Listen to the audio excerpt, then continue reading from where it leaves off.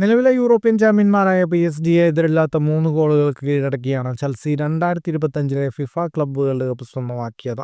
നിലവിൽ ഫുട്ബോളിലെ എല്ലാ മേജർ ലീഗ് കിരീടങ്ങളും സ്വന്തമാക്കിയ ഏക ടീം ചെൽസി മാത്രമാണ്.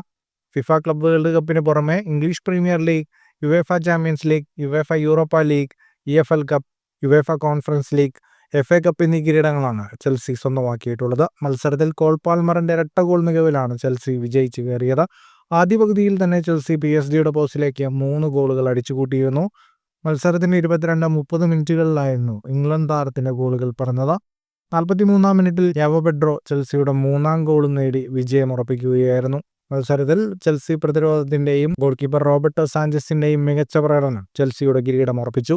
ചെൽസി മധ്യനിര താരം കോൾ പാൽമറാണ് ടൂർണമെന്റിലെ മികച്ച താരം.